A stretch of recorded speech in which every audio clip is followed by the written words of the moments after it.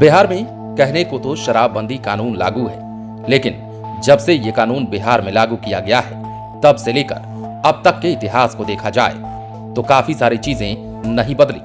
जैसे कि शराब पीने का मामला, शराब की तस्करी का मामला और शराब से जुड़े कारोबार का मामला। लगातार इन सभी चीजों पर रोक लगाने के लिए बिहार सरकार और बिहार की पुलिस तमाम प्रयास कर रही है।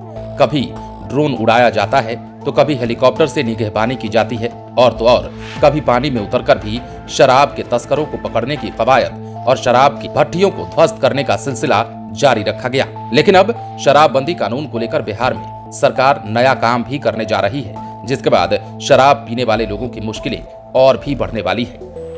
दरअसल बिहार में अब शराब पीकर पकड़े गए शख्स के लिए पहचान छुपाना मुमकिन नहीं होगा।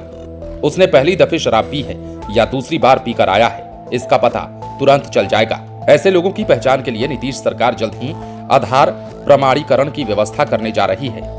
पहली बार शराब पीकर पकड़े गए आरोपियों को जुर्माने पर छोड़ने से पहले उनका नाम पता अब आधार डेटाबेस से रजिस्टर्ड किया जाएगा।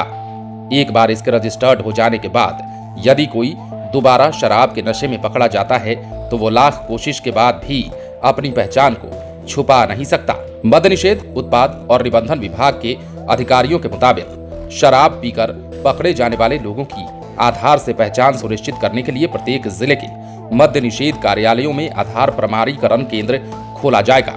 राज्य सरकार ने इसके लिए पूर्व में ही भारतीय विशिष्ट पहचान प्राधिकरण को पत्र लिखा था। प्राधिकरण के द्वारा अब इसकी भी मंजूरी दे दी गई है। अधिकारियों ने बताया है कि जल्द ही यह व्यवस्था पूरे बिहार में लागू कर दी जाएगी। इसके बाद शराबियों के आधार सत्यापन का काम भी शुरू कर दिया जाएगा।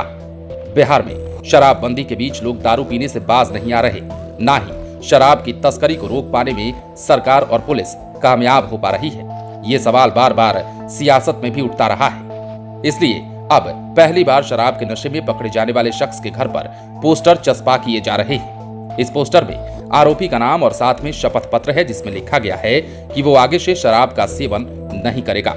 अगर दोबारा पकड़ा गया तो जेल हो जाएगी।